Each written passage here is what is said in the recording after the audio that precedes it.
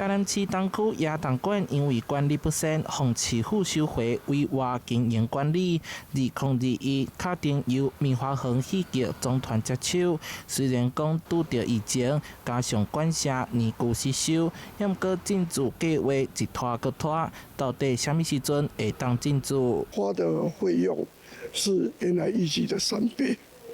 對一個劇團來講，壓力特別大。現在的進度，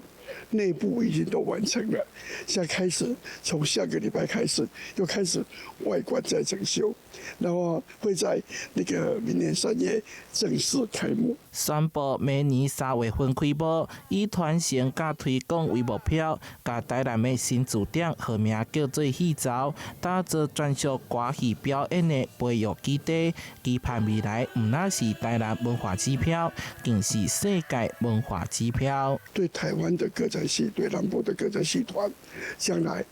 是一個聚集的地方。然後呢，甚至於我們有一個很大的願望，讓台南這個戲草為出發點，變成國際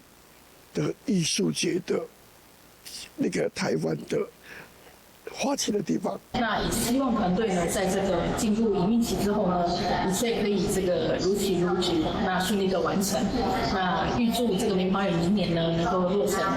正式營運的時候呢一切順利。那有任何需要市府協助的地方呢，我們也一定會盡全力協助。目前亞東館已經變更做第2類藝術館，作為明華園總團的基地，在迎接100周年的時陣，轉來到發源地，會當講是意義重大。有加會甲歌戲8檔歷史、明華園歷史呈現佇咧戲沼內底。